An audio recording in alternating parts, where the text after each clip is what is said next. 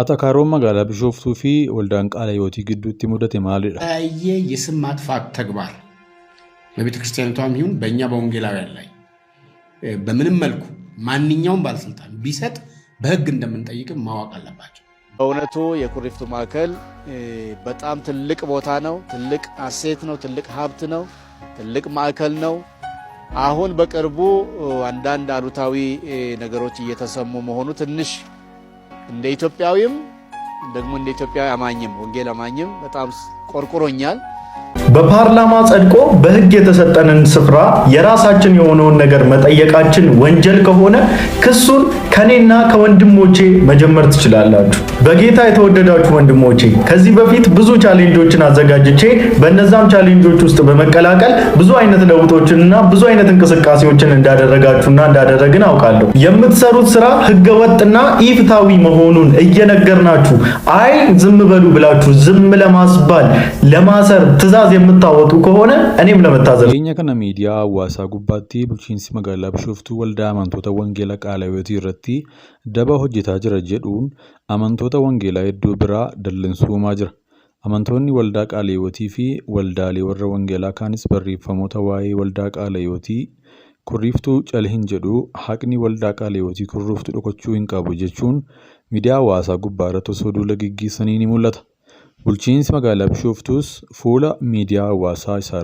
gubbaarratti ergaa barreesseen waldaan Qaalayyoots Itoophiyaa qabeenya uummataa fi mootummaa duula miidiyaa gaggeessuun qisaasessuu fi yaaluun sirrii akka hin taane hubattee waamicha duula miidiyaa bulchiinsa magaalaa Bishooftuu irratti waamte irraa akka of qusattu kabajaan beeksifnaa jedha. Waldaan Qaalayyoots Kurriiftuu magaalaa Bishooftuutti argamtu maaltu mudate? Bulchiinsa magaalaa Bishooftuu irratti komii maaliif gaggeeste kan jedhu barreessaa waldaa Qaalayyootii Itoophiyaa kan ta'an Dr. Simoon Mulaat dubbisnee jira.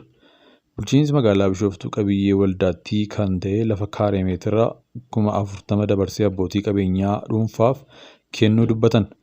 Akka isaan jedhanitti bara dargii keessaa waldattiin hojiiwwan misoomaa hawaasa naannichaa fayyadan kanneen akka jallisii, drip irrigation, biqiltuuwwan bareedina magaalaaf oolan oomishuu fi wirtuuwwan deeggarsaa kanneen akka kiliinikaa fi iddoowwan bashannanaa iddoo maatii hin qabneef ijoollee maatii hin qabneef jecha lafa kaaree meetira 500 mootummaarraa waldattiin mootummaan kenneef. Lafichi kan nuuf kenname bara 1981 lakkoofsa Itoophiyaatti kan mootummaarraa fudhannee lafa kaaree meetira 500 hundi isaa lafa qofaa osoo hin taane qaama bishaanis haroo qaba jechuun achi keessaa kaaree meetirri 161 qaama bishaanii akka ta'e dubbatu. Yeroo mootummaa dargii irraa eeyyamsiisanii fudhatan qarqara bishaanii ta'uu isaarraa kan ka'e biqiltuu dhaabanii akka misoomsan mootummaarraa ajaja kennameen lafa duwwaa biqiltuu dhaabuun gara magariisaatti akka jijjiiranii fi achi keessatti qonna ammayyaa horsiisa lukkuu wirtuuwwan deeggarsa hawaasaa arga qalleeyyiif tajaajila kennan waldattiin ijaartee hojjetaa akka turtes kaasu. Mootummaan dargii erga kufee booda caamsaa 25/2003 akka lakkoofsa Itoophiyaatti kaabineen magaalaa Bishooftuu bakka amma falmiin irratti ka'ee kan waldaa Qaalayyootii ta'uu murteessuun xalayaa gaafa waxabajjii 16/2003 akka lakkoofsa Itoophiyaatti barraa'een waldattiif beeksifamuu ibsi waldaa Qaalayyootii miidiyaaf kenniterraa ni mul'ata. Haa ta'u garuu lafa kaaree meetira 500 keessaa giddugala Kurriiftuu waldaa Qaalayyootiif kaartaan kan kenname kaaree meetira 286 irratti qofaa akka ta'ee fi kan hafe garuu saayit pilaanii akka ta'e himu Dr. Simoon. Bakkeewwan sadii hafan bakka waldaa, kiliinikaa fi buufata fayyaa saayit pilaaniidhaan nuuf kenname. Maqaa keenyaan hojjetame. Chaappaa qaba. Kaabineedhaan murtaa'e jechuun qabeenya waldattii ta'uusaa ragaa qabnaa jedhanii kaasu.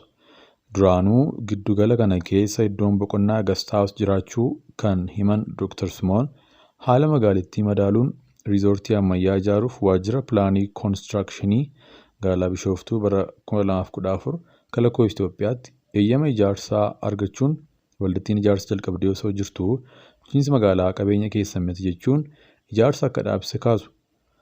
Bulchiinsi magaalaa Bishooftuu murtee mana murtii irraa darbee qabeenya waldaa abbaa qabeenyaaf kenne.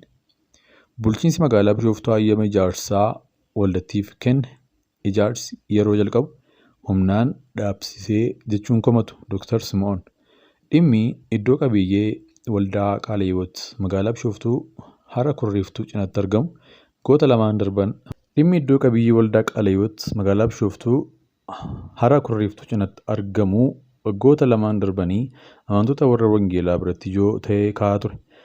Bara kana muummee ministeeraa Abiyyi Ahmad gaggeessitootaaf bakka bu'ootaa waldaalee warra Wangeelaa waajjira isaaniitti yeroo waamanii haasofsiisan hirmaattonni waa'ee dhiibbaa amantoota warra Wangeelaa irra gahaa jiran keessaa tokko magaalaa Bishooftuutti qabiyyeen waldaa Qaale Hiwootii seeraan ala irra fudhatamee akka deebii argatu gaaffii muummee ministeeraa Abiyyiif dhiyaate keessaayi. Barreessaan olaanaa waldaa Qaale Hiwootii kan ta'an Dr. Simoon BBC'f yaada kennaniin bulchiinsi magaalichaa adeemsa seeraa osoo hin hordofin mooraa giddu gala waldaa Qaale Hiwootii seenuun ijaarsa dhaabsanii hojjettoota irratti doorsaa akka raawwatan kaasu. Nutis achi keessatti iddoo boqonnaa gastaas kan hojjenne qabna.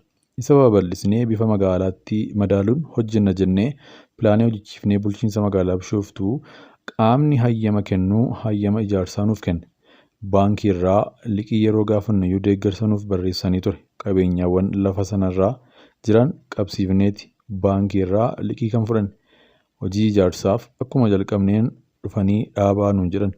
Lafti kan keessan miti nuun jedhan jechuun bulchiinsi magaalichaa hojii akka dhaabsise tarkaanfii magaalichi fudhatee hordofee waldattiin bulchiinsa magaalaa Bishooftuu irratti mannaa banuun waggaa tokko falmiin erga gaggeeffamee booda manni murtii godina Shawaa Bahaa waldaa Qaale Hiwootiif akka murteessee himu Dr. Simoon. Bakki kun kan keenya jennee mana murtiitti himanne. Manni murtiis bakkichi kan Qaale Hiwootiitti jedhee murteesse jechuun bulchiinsa magaalichaa ajaja mana murtii irraa tarkaanfachuun qabeenya waldattii kaaree meetira 40,000 ta'u abbootii qabeenyaaf dabarsee kennuu ibse. Waldaan Qaale Hiwoot Itoophiyaa ibsa miidiyaaleef kenname jechuun fuula miidiyaa hawaasaa ishee gubbaatti baaste irraa akka mul'atutti manni murtii olaanaa godina Shawaa Bahaa dhaddacha gaafa muddee 13/2015 tti taa'een waajjirri bulchiinsaa fi itti fayyadama lafaa magaalaa Bishooftuu seeraan ala qabeenya waldattii keessa seenuun sirrii akka hin taanee fi qabeenyicha gadhiisaa akka ba'u ajaja kennee jira. Haa ta'u garuu BBC'n ajaja manni murtii kenne jedhamee kana dhugaa ta'uu isaa hin mirkaneeffanne. Himannaa waldattii dhiyeessituu ilaalchisee bulchiinsa magaalaa Bishooftuutti bilbilus deebii argachuu hin dandeenye. Kantiibaa itti aanaa magaalaa Bishooftuu nutti dubbachuuf nu beellaman irraa deddeebiin bilbilus bilbila hin kaasan. Kaawunsilii waldaalee amantoota Wangeelaa Itoophiyaa gaaf adoolessa 4 ibsa miidiyaaleef kenneen bulchiinsi magaalaa Bishooftuu tarkaanfii seeraan alaa faallaa heera mootummaa giddugala Kurriftuu waldaa Qaale Hiwootii irratti geggeessu akka dhaabu waamicha godhee ture.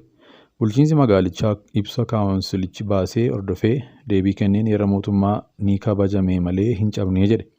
Waajjirri koominikeeshinii bulchiinsa magaalaa Bishooftuu fuula feesbuukii isaa irratti ibsa baaseen duula miidiyaa maqaa amantiin magaalattii irratti gaggeeffamu akka balaaleffatu ibsuun lafa waldattiin seeraan ala osoo hin misoomsin waggaa 40 teessiste misoomaaf akka oolu gochuu beekse. Lafa seeraan ala osoo hin misoomin yeroo dheeraaf ture kaaree meetira 280,080 misoomaaf akka oolu gochuun heera mootummaa kabachiisuu fi kabajuudha malee waan nama komachiisu miti jechuun waldattiin waggaa 40f laficha osoo hin misoomsin tursiisuu ibsa. Bulchiinsi magaalaa lafa seeraan ala osoo hin misoomsin qabamee waggoota hedduu ture. Misoomaaf akka oolu gochuu beeksisuus waldattii qabiyyee ishee ta'uu fi manni murtii qabiyyee ishee ta'uu mirkaneessuun akka murteesseef falmiti. Koreen muummee ministeeraa Abiyyi Ahmad hundeessan dhufee ilaalee deebii osoo eegaa jirru waldaan Qaale Hiwootii lafa waggaa dheeraaf harka kutee bulchiinsi magaalaa Bishooftuu ajaja mana murtii irra darbee irraa fudhachuu hordofee waajjira muummicha ministeeraa fi mootummaa naannoo Oromiyaattis iyyachuu ibsiti. Barreessaa olaanaa waldaa Qaale Hiwoot Itoophiyaa Dr. Simoon akka jedhanitti bulchiinsi magaalichaa ajaja mana murtii kabajuu diduu hordofee waajjira muummee ministeeraa Abiyyi Ahmaditti iyyachuun koreen hundaa'ee gara Bishooftuu deemuun dhimmicha ilaalee akka deebi'eemu. Jalqabaa iddoon kun keessan miti jedhan. Manni murtii garuu kan isaaniiti jedhee nuuf murteesse. Booda hojii gaafa eegalluuf jennu xalayaa biraa bulchiinsi magaalaa fidanii dhufan.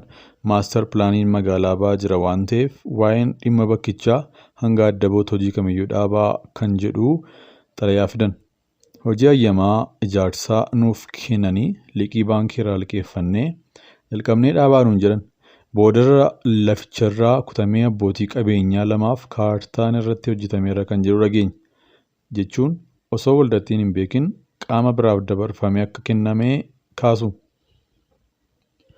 Marii ijootaan dura muummee ministeera Abiyyi Ahmad gaggeessitoota waldaalee amantootaa wangeelaa wajjin taasisan irratti dhimma giddugala Kuriiftuu kan waldaa Qaalaa Hiwootii ta'ee akka ijootti kaa'uun muummee ministeera Abiyyi gaafatamanii ture.